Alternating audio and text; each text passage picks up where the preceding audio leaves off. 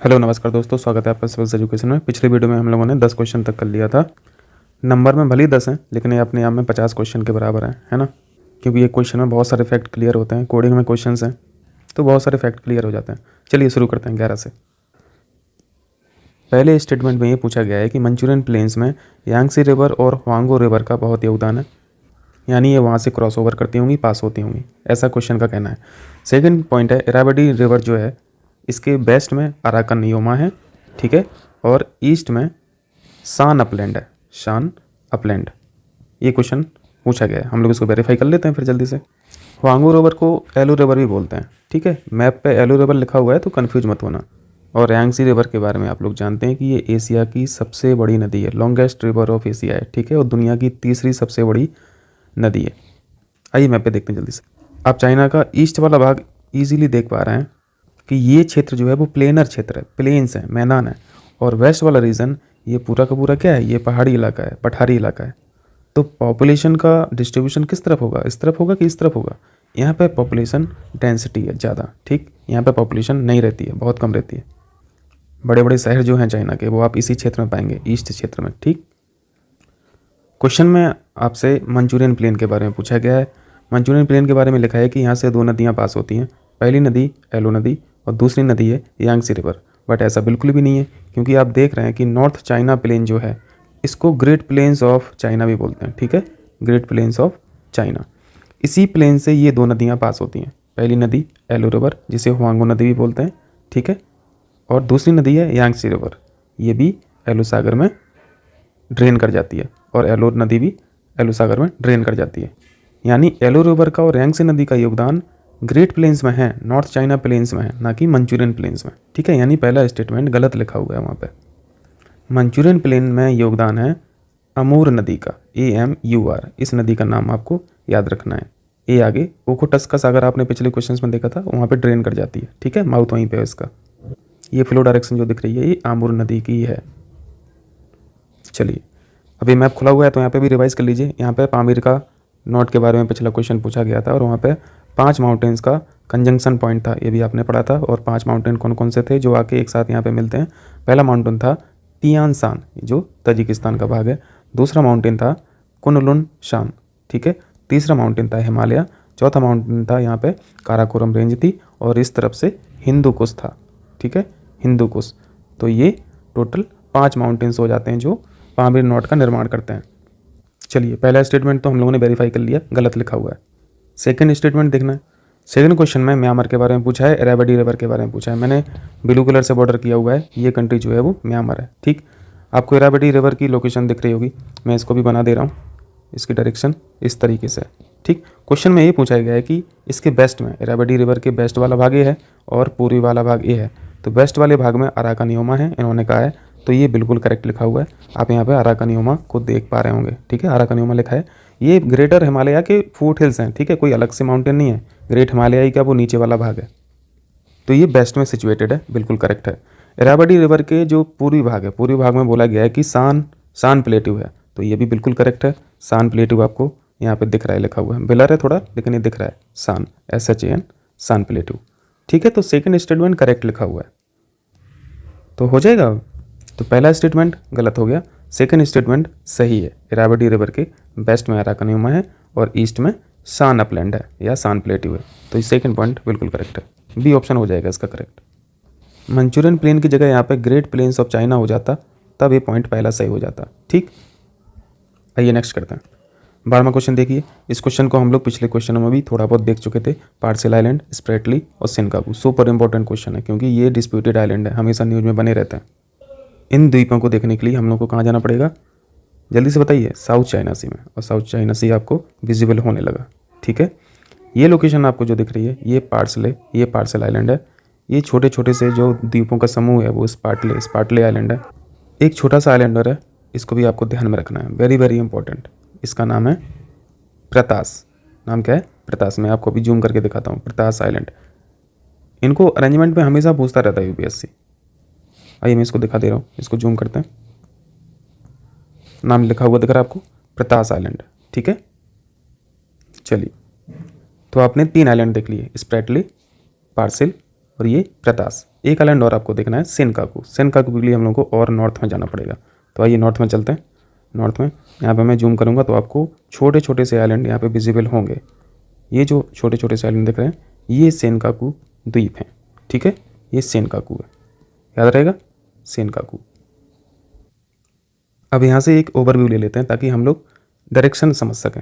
स्पार्टले, parcel, प्रतास और यहाँ पे छोटे से आइलैंड का ग्रुप है सेनकाकू, ठीक। तो आप इजीली अरेंज कर लेंगे। अब इनको नॉर्थ से साउथ पूछे तब भी आप अरेंज कर लेंगे, साउथ से नॉर्थ पूछे तब भी कर लेंगे, ईस्ट से आप वेस्ट भी पूछेगा तब भी आप कर लेंगे, किसी भी तरीके से पूछे आप कर लेंगे। यदि इसको हम लोग नॉर्थ से साउथ अरेंज करें तो सबसे नॉर्थ में हम लोगों को सेनकाकू दिख रहा, ठीक है। उसके साउथ में आएंगे तो आपको प्रतास मिल जाएगा, ठीक। उसके साउथ में आएंगे आपको तो पार्सल मिल जाएगा और सबसे साउथ में स्पार्टले है, ठीक है। तो ये अरेंजमेंट हो गया नॉर्थ से साउथ। पिछले क्वेश्चन में हम लोगों ने ये जो आपको वाटर का चैनल दिख रहा है इसको क्या बोला था, ये फार्मोसा स्टेट है, ठीक है। फार्मोसा जलडमरू, ठीक, जो किस किस को सेपरेट कर रही थी। सेपरेट हमेशा स्टेट लैंड भाग को करती है, ठीक है। और ज्वाइंट किसको करती है, ज्वाइन किसको करती है, वाटर बॉडी को। तो यहाँ पर सेपरेशन अगर वाली बात करें तो ताइवान आइलैंड को और चाइना के मुख्य भूमि भाग को ये सेपरेट करती है। और जोड़ने वाली बात करें तो ये ईस्ट चाइना सी को साउथ चाइना सी से जोड़ती है। क्या जोड़ती है, फार्मोसा स्टेट, ठीक। इसको ताइवान स्टेट के नाम से भी जानते हैं, ताइवान स्टेट। और जिसमें मोस्ट डिस्प्यूटेड आइलैंड जो हैं वो स्पार्टले और पार्सल आइलैंड है। इन सभी आइलैंडों पे सभी लोग दावा करते हैं, वियतनाम भी दावा करता है, चाइना भी दावा करता है, जापान भी करता है, फिलीपींस भी करता है, ठीक। ताइवान को भी चाहिए इसी में से। चलिए फिर वापस क्वेश्चन पे चलते हैं, ठीक है। तो अब इसको अरेंज कर लेना। वैसे यहाँ पे पूछा नहीं गया है, क्वेश्चन में लिखा तो नहीं है अरेंजमेंट पूछा कैसे, नॉर्थ से साउथ पूछा है या फिर ईस्ट से वेस्ट पूछा है। हो सकता है मैंने कॉपी पेस्ट करने में कहीं मिस्टेक कर दी हो, तो कोई नहीं, अब सीख तो लिया ही है ना। आप किसी भी तरीके से अरेंज कर सकते हैं इसको। अरेंजमेंट कुछ इस तरीके से था, स्पार्टले था, ये पार्सेल था, ये प्रतास था और ये सेनकाकू था, ठीक है। चलिए आगे करते हैं। आइए 13वां क्वेश्चन कीजिए। तुर्की के बारे में पूछा है, एक किस किस सागर के बीच में लाई करता है। हम लोगों ने पिछले क्वेश्चन में एक कोडिंग पढ़ी थी आग करके, याद आ रहा, आग क्या था, इसे ये क्या था, अजरबैजान। और दूसरा ये का मतलब था आर्मेनिया, और इस जी का मतलब क्या था, जॉर्जिया। और ये तीनों कंट्री कहाँ लाई कर रही थी, ये ब्लैक सागर और कैस्पियन सागर। ये ब्लैक सागर है, ये कैस्पियन सागर है। इसके बीच में 3 कंट्री हैं, कौन सी, यही वाली आग, ठीक। इस आग को अगर उल्टा लिखें तो और आसान हो जाएगा, ये ए जी। इसलिए आसान हो जाएगा क्योंकि इस ए का मतलब अजरबैजान आप पढ़े, तो अजरबैजान कैस्पियन सागर को टच करता है।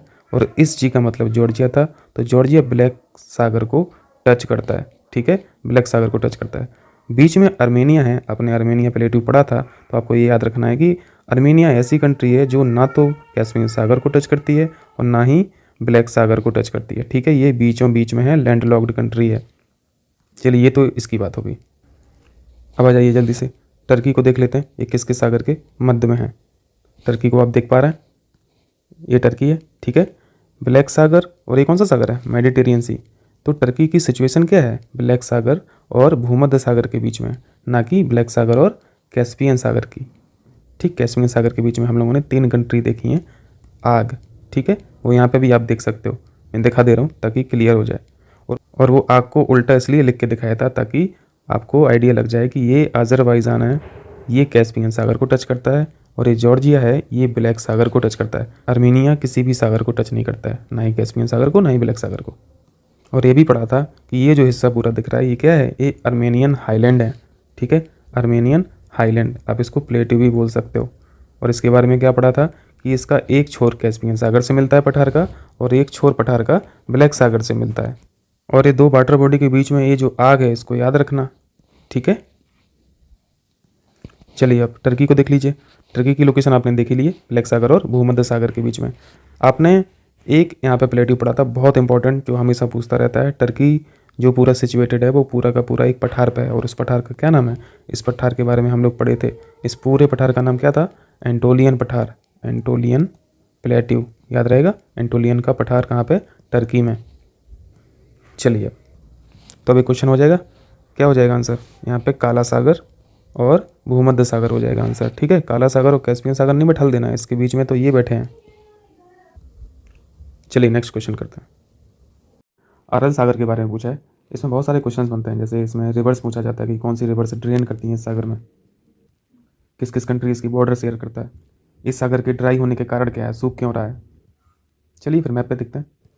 इस फिगर को देखिए, ये अरल सागर की सिचुएशन है, ये पुरानी स्थिति है और ये आज की स्थिति है।